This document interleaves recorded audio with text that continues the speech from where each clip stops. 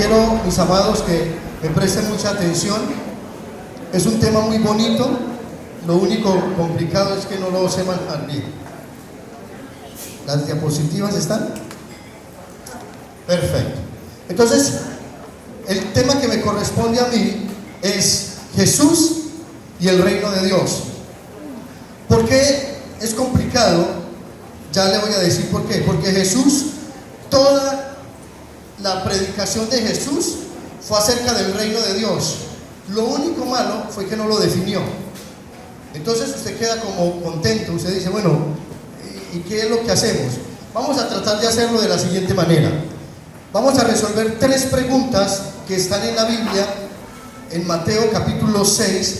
Si usted quiere aprender acerca del reino, métase en Mateo capítulo 6. Jesús ahí está hablando de lo que es el reino y prácticamente lo que hace un reino. Y entonces eso vamos a resolver. Vamos a resolver esas 3 preguntas. Primera, ¿qué es el reino de Dios? Esa la vamos a resolver con la ayuda del Señor. La segunda también, ¿qué significa venga tu reino? Y lo tercero es, ¿restaurarás el reino a Israel en este tiempo? Y usted dirá, pastor, ¿qué tiene que ver las 2 primeras, que es del reino, con el reino de Israel?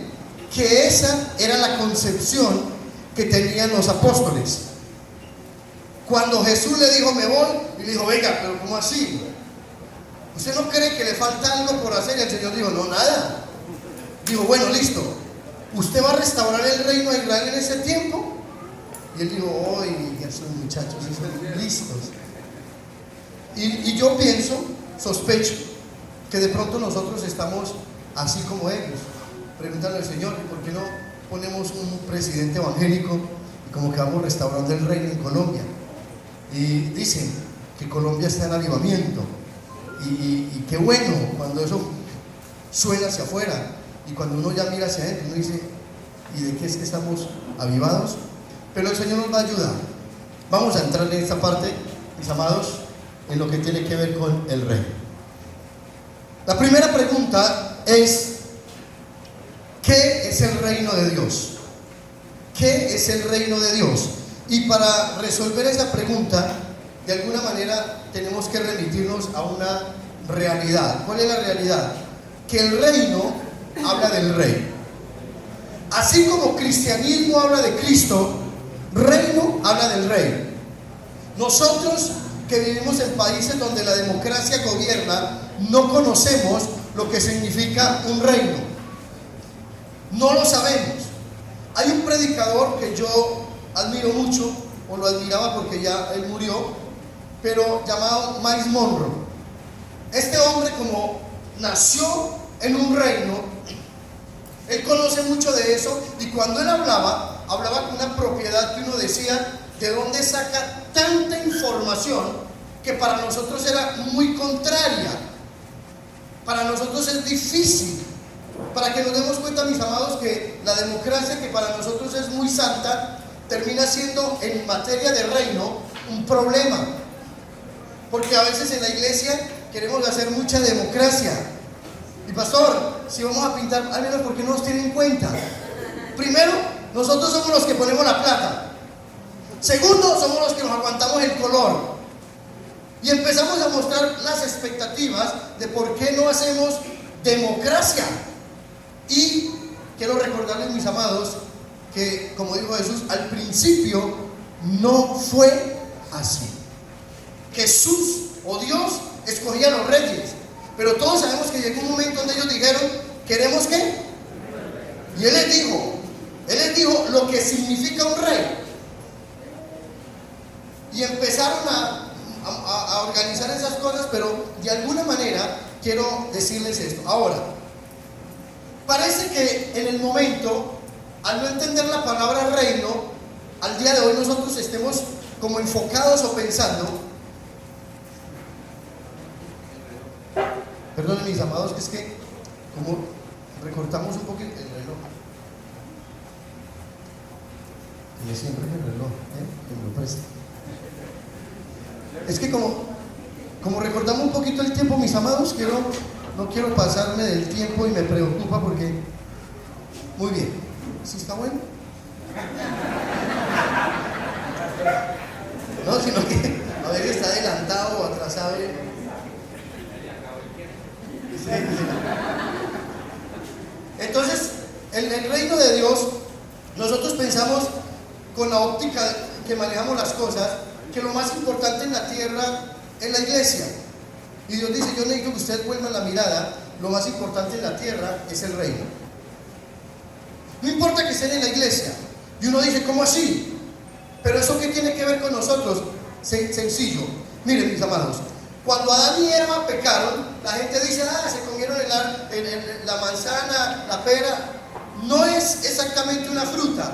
Él dijo, van a comer de todos los árboles, pero de este no lo van a comer, porque el día que de él coman ciertamente morirán. ¿Sabe cuál árbol es? El de la ciencia del bien y del mal. Dios dijo, no toquen el árbol, la determinación de qué es bueno y qué es malo me pertenece a mí.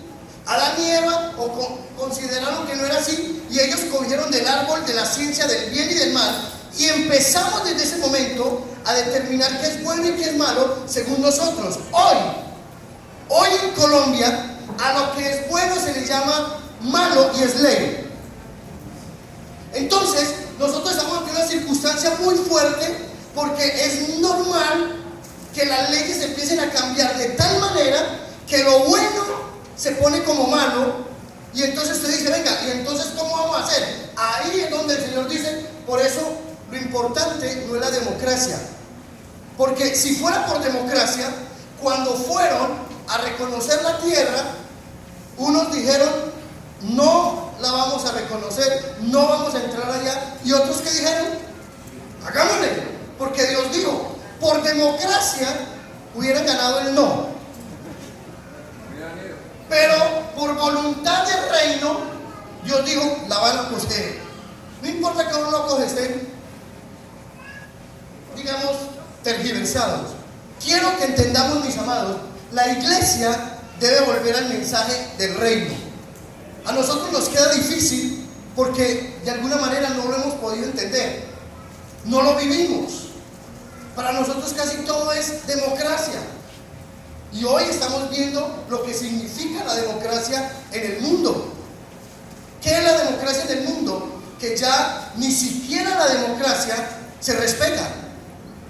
Entonces eso queda en el aire, como uno dice, entonces ¿qué es lo que respetan? No, por eso el Señor dijo, no, el reino. ¿Quién manda en el reino? El rey. Y por eso, cuando habla el número del hombre que se va a manifestar después, es 666. ¿Qué es el 6 para la Biblia? El número del hombre. ¿Qué es 666? Es el hombre a la mayor potencia, donde usted es lo más importante. Diga qué quiere y se le enseña. Diga cómo lo quiere y lo puede hacer. Así pasa por encima de muchas personas. Y tenía una diapositiva donde un señor de 52 años se considera una niña de 6 años. Y la diapositiva no la traje, pero está una pareja que tiene una niña de 8 años, está buscando una amiguita para su hija de 8 años. ¿Y sabe a quién consiguieron? Al señor de 52 años. Y uno queda tan sorprendido cuando ve ese cuadro, ese señor ahí con la cara de ese señor ahí también, y en la mitad el niño de 52 años. Cuando vengan los nietos de la niña esa de 52 años, para la otra niña de 8 años, ¿eso qué cuadro es? Porque ya no hay verdad. El problema en la democracia es que se juega con la verdad. En el reino es una verdad. Una verdad, y es de alguna manera lo que el Señor nos está diciendo. Entonces usted dice, bueno, pastor, ¿y si el reino es solamente lo que diga el rey? ¿Dónde están mis sueños?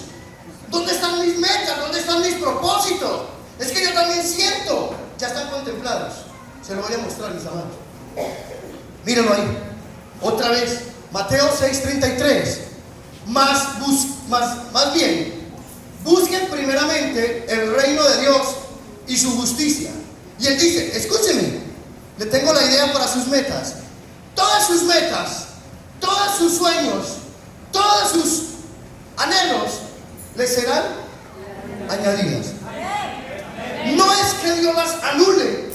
Él dice, la firmeza de sus sueños está en que el reino se establezca. Entonces uno queda como diciendo, por eso es que Dios dice, no es por capricho, no es porque yo soy egocéntrico. Dios dice, es que lo único que garantiza cualquier cosa en la tierra es un reino establecido. ¿Sabe por qué usted viene a una convención de esta? Cuando usted era católico recalcitrante, no lo movía nadie, seminarista. Hay otras personas que X o Y, ¿cuándo se iban a imaginar eso? Pero el Señor lo tocó, y cuando usted dice a su familia, no, me voy para un congreso aquí, no, un congreso. Solamente cuando un reino se establece, una cantidad de cosas pasan y son añadidas. Entonces, amados, quiero decirles algo. Lo importante en este proceso es que el reino se ha establecido. Por eso necesitamos entender que el reino. Ahora, una mujer dice, bueno, pastor, si el Señor ha de venir, entonces que venga después de que yo me case. O un joven, pastor, yo quiero conocer mis hijos, yo quiero conocer, que venga después de que yo me case. Y empieza ese proceso como el de Sara. ¿Sabe que me estaba leyendo lo de Sara y me llamó mucho la atención lo que percibí y quiero contárseles por la misma ofrenda? No. Pero miren, mis amados, Sara se le mete en el corazón el deseo de ser mamá. Había perdido esa opción por naturaleza, por esterilidad. Abraham viene y le dice que Dios le había dicho, le creen al Señor, y se le monta esa ilusión a ella en el corazón, y se le monta esa ilusión, y cuando pasaron algunos años no pasaba nada en Sara. Y Sara llega y le dice a Abraham, le dijo, ¿usted no considera que se equivocó? Él dice, no, yo no me equivoqué, yo escuché bien. Y ella empieza a hacer el conflicto en el que estamos. Empieza humanamente a trabajar con su ídolo. ¿Sabe cuál era el ídolo de Sara? Un hijo. Y empieza humanamente a convertir esa piedra en un pan. Como Jesús, como el diablo le dijo a Jesús, si tiene hambre, convierta esa piedra en pan. O sea, haga lo que humanamente podemos hacer para satisfacernos. ¿Y sabe qué es el problema cuando el reino no se ha establecido? Que usted está haciendo todo lo que tiene que hacer para satisfacerse. Y empieza Sara a trabajar en ese proceso. ¿Y sabe qué hace Sara? Lo que no hace ninguna mujer: conseguirle esposa o mujer a su esposo. O levante la mano a la mujer que hace eso para orar por ella.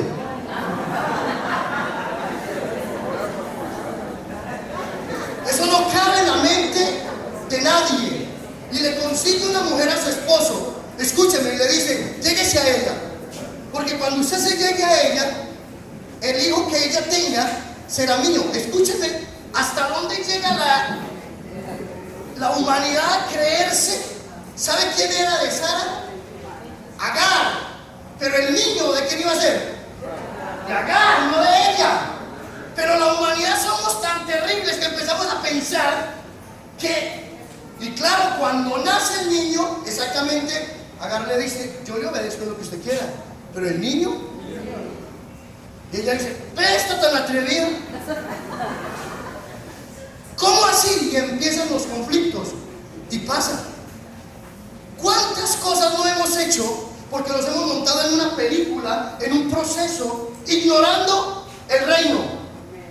Y humanamente usted dice, esto lo saco adelante porque lo saco. O me voy, pero me importa. Empeño esta vida, empeño la que viene. Entrego mis hijos, empeño mi esposa. Y usted empieza a empeñar y a entregar y a dar con tal de que se haga su voluntad.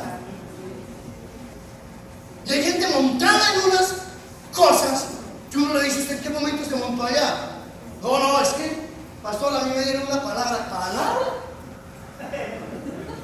Y uno queda un poquito sorprendido, mis amados, porque eso es. Ahora, para resolver este problema, necesitamos entrar en la segunda parte. ¿Sabe cuál es la segunda parte? Ojalá. La segunda parte se dañó. ¿Es allá o es acá? ¿Es usted o soy yo? Vale, pasó. Ya voy. La segunda parte es esta. Venga tu reino. Entonces, ¿qué es venga tu reino? Aquí es donde quiero que lo miremos, mis amados. Esto hace parte de una oración. Y Jesús nos está enseñando un modelo. No dice para que lo repitan, no.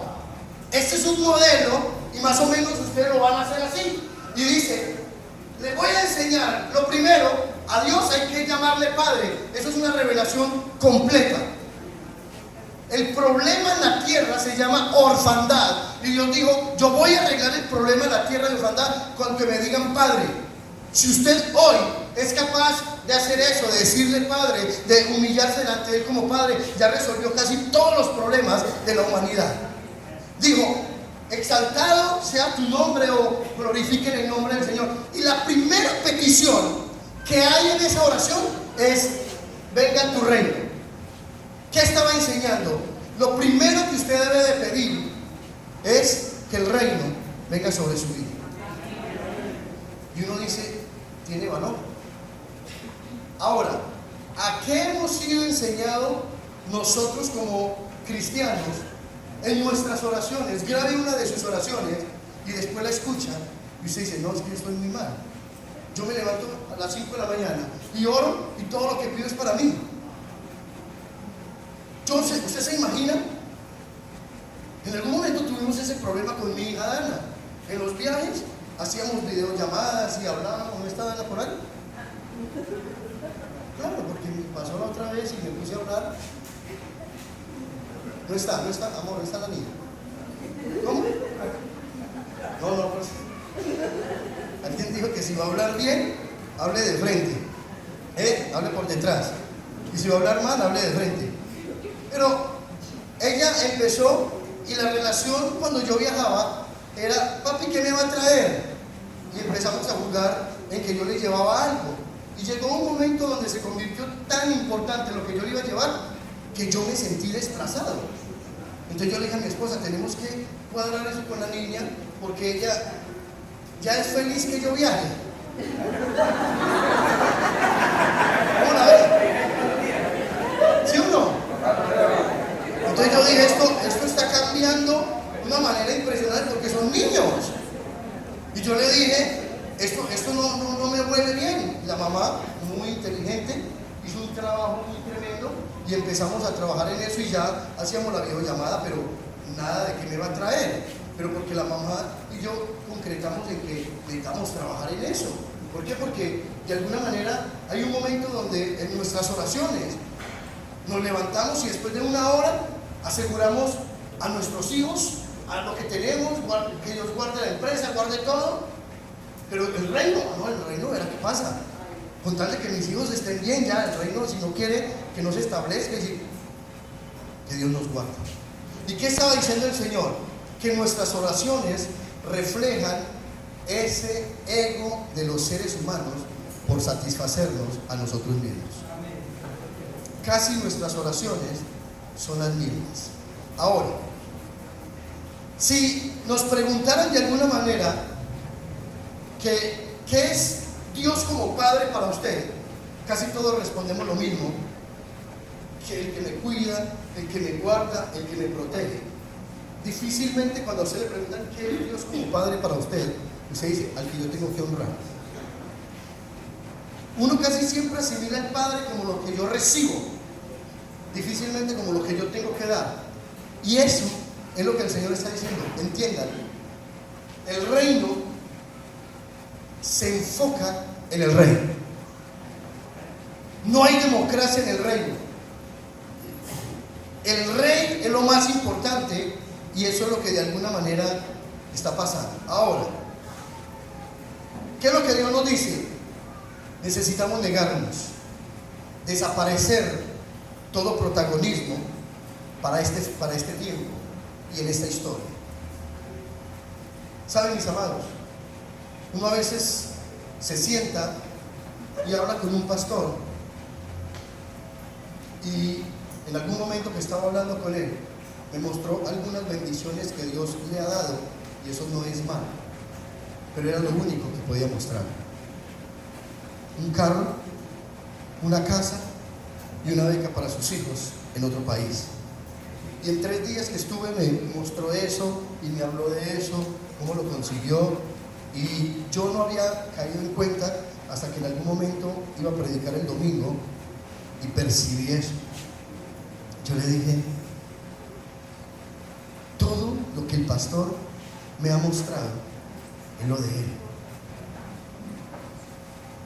¿Dónde está el reino? Ahora le voy a preguntar.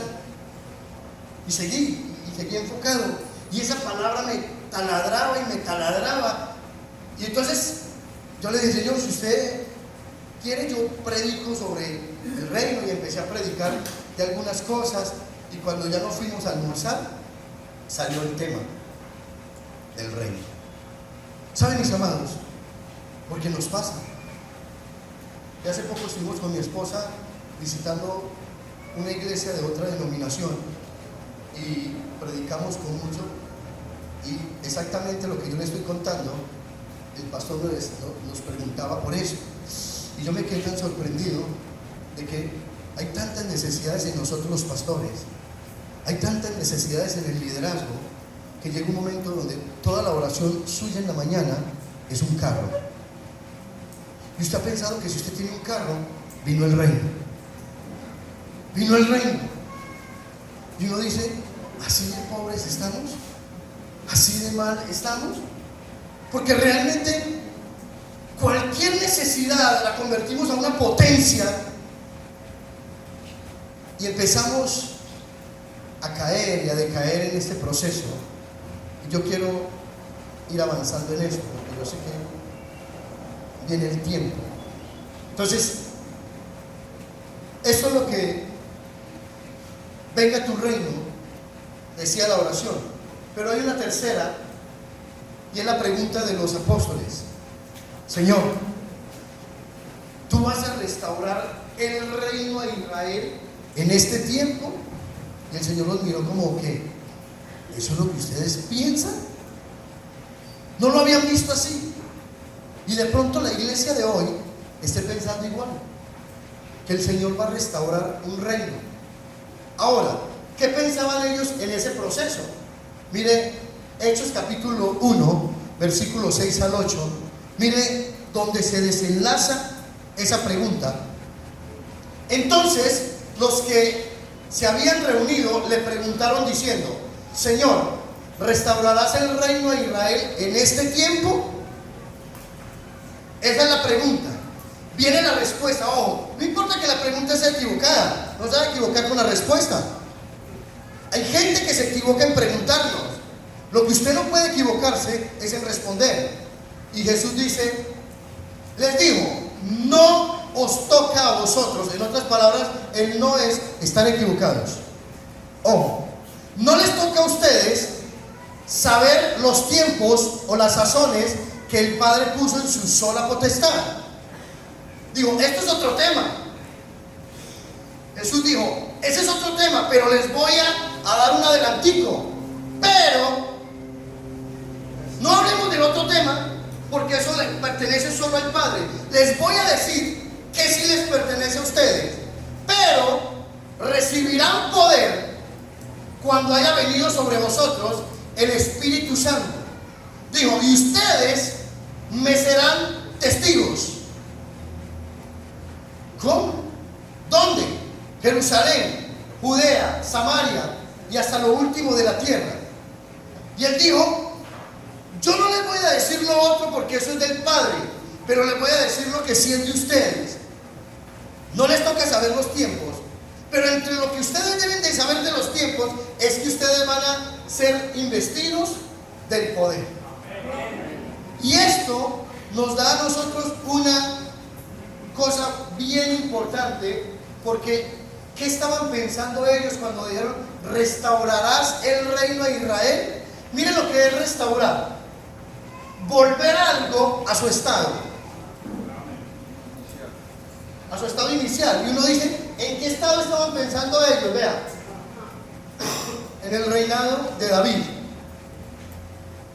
Ellos inicialmente estaban pensando en el reinado de David, en ese momento tan hermoso donde estaban gobernando, donde nación que veían, nación que conquistaban, todo lo iban conquistando, todo lo tenían, y ellos estaban pensando era exactamente en eso.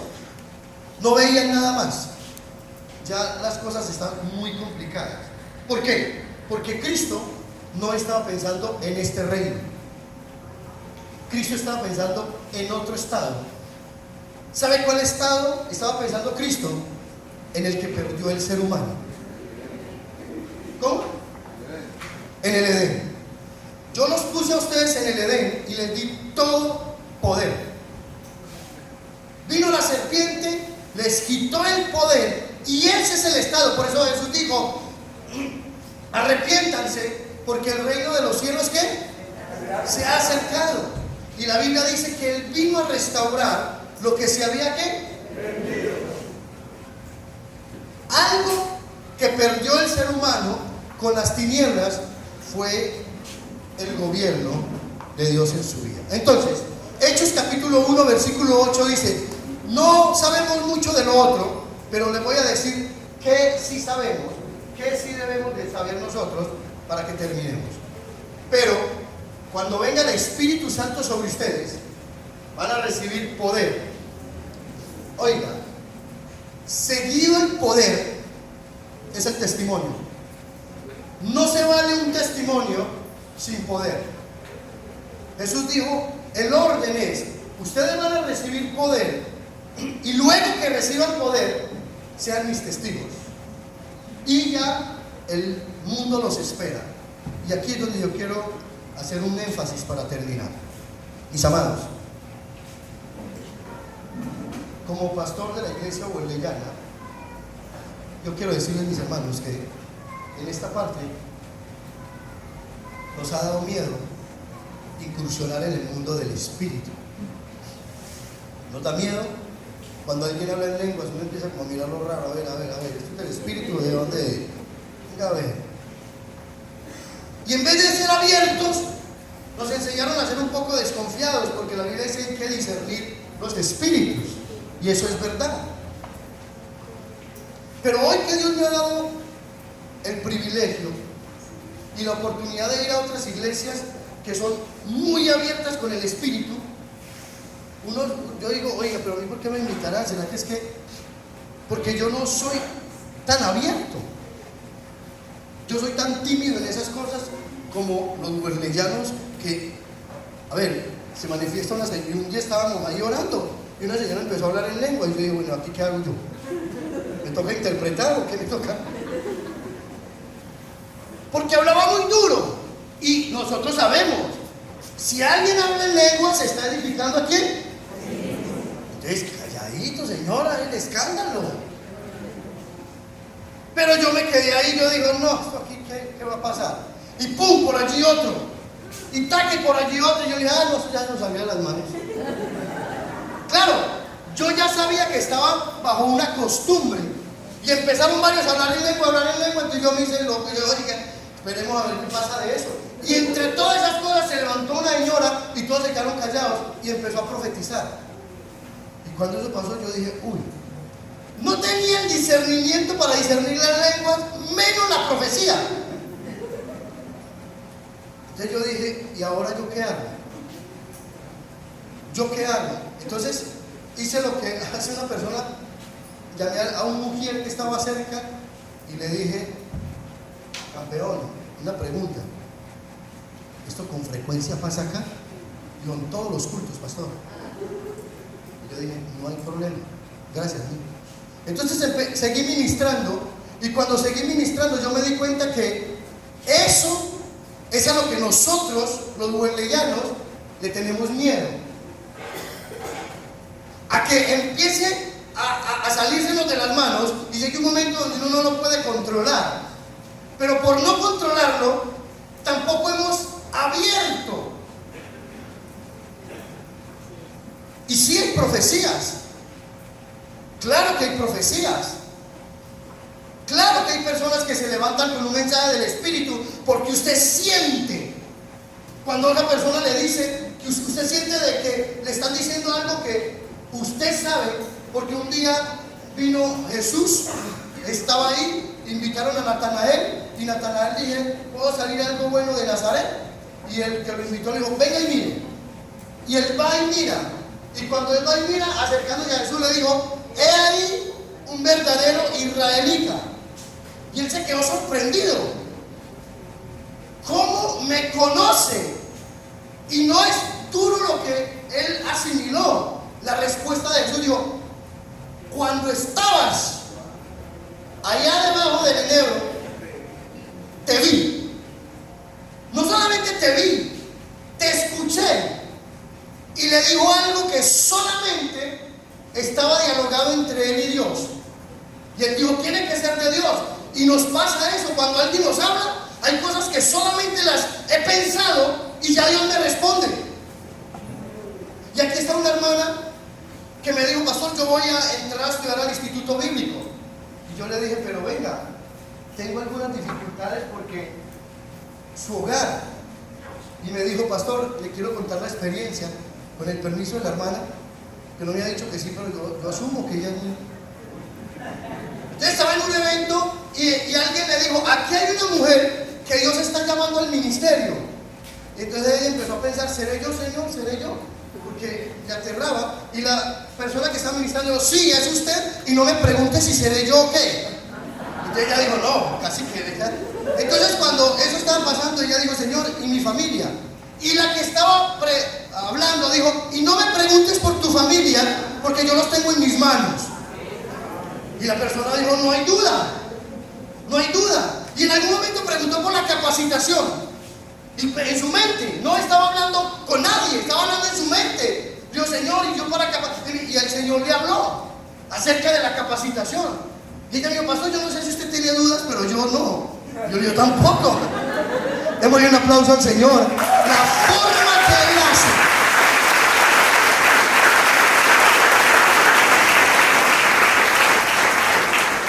Para llamar a una persona.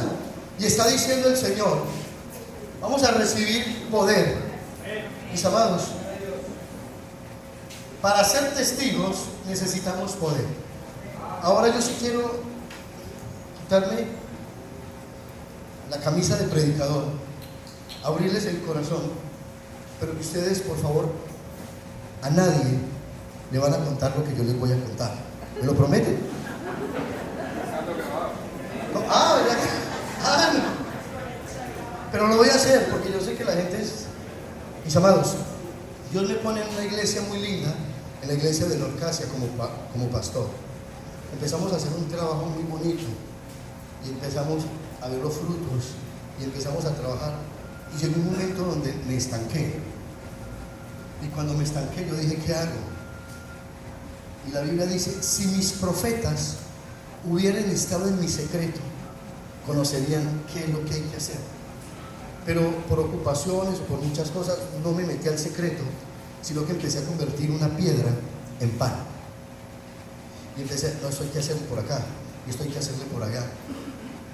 Hasta que en algún momento el Espíritu Santo me habló y me mostró de que lo que yo necesitaba era su presencia. Usted no es capaz, amigo, con lo que yo quiero hacer.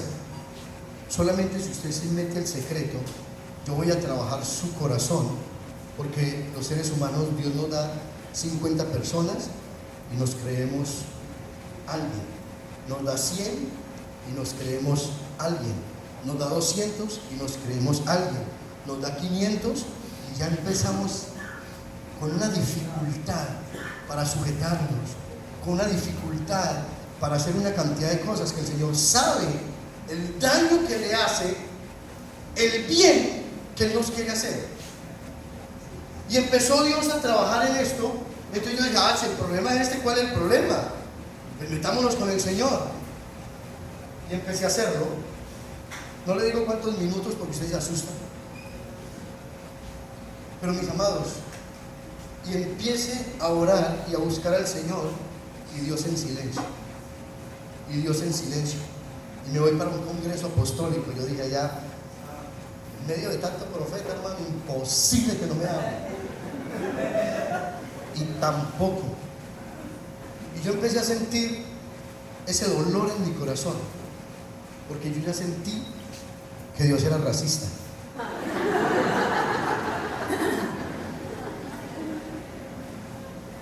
Lo hablo por mí. Yo empecé a sentir que ya el problema de Dios era muy personal conmigo.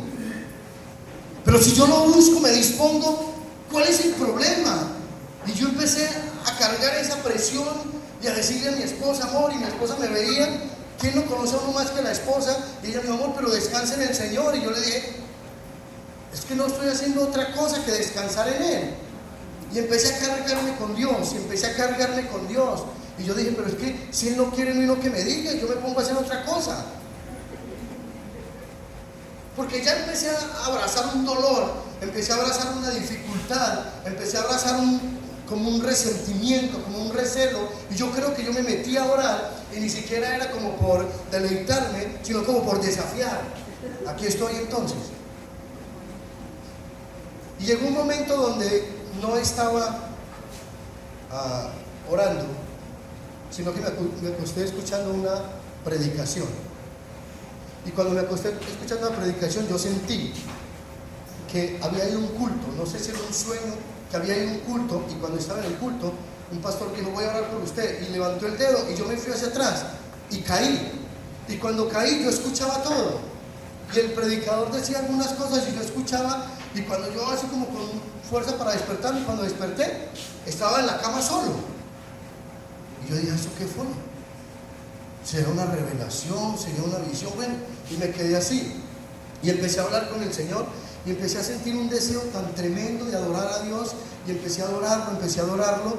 En 2 minutos yo ya sabía que el resentimiento que yo tenía hacia el Señor se había ido. Y empecé a sentir ese gozo que no lo había vuelto a sentir. Y empecé a adorarlo, a levantar las manos, y puse una canción por ahí unas 30 veces, una sola canción, y la ponía y la volvía, y yo bañado en lágrimas, y ora, y ora, y ora, y ora. Y cuando estaba en una de esas, el Espíritu de Dios me habló y me dijo, es tan grande lo que yo quiero hacer que no se puede en la carne. Qué pena, me dijo carnal. Y yo entendí, mis amados, que mucho del trabajo no se ha dado porque hay demasiada carne, no hay espíritu. Y yo hoy le hablo a los pastores porque yo lo viví, mi pastor. Estaba el pastor Moisés, la pastora Adriana, el pastor Oscar, la pastora Mercedes. Pastor, ¿qué vamos a hacer?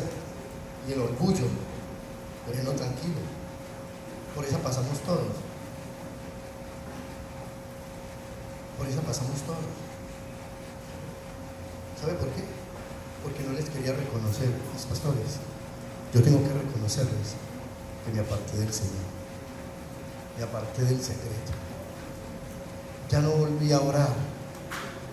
Hace un tiempo ya no hago retiros espirituales. Hace un tiempo ya no me deleito en el Señor. Y en vez de reconocerles, pensé yo que los convencí con decir, por ahí pasamos todos. Pero ellos son muy espirituales. Ellos la percibieron. Y hasta que el Señor me habló y me dijo, díganle la verdad. Ponga a decirle mentiras, que ellos no son niños. Mis amados. Pero cuando venga el Espíritu Santo sobre ustedes, recibirán poder y serán testigos. Y yo le dije al Señor,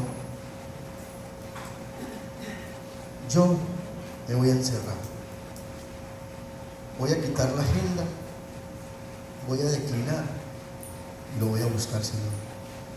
Y pensé que era fácil. Les digo, mis hermanos de corazón, ha sido tan difícil. Yo no sabía que yo tenía tantos problemas. Yo no sabía que yo era tan difícil de pastorear. Yo no sabía que yo era tan difícil para entender. Y ahí estoy, amados. pidiéndole al Señor, tenga misericordia.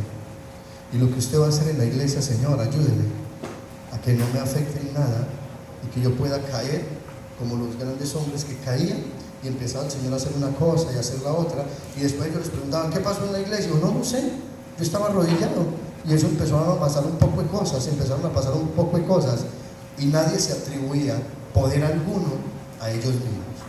No había protagonismo, no había deseos de figurar. Venga tu reino. Póngase sobre sus pies, hermanos.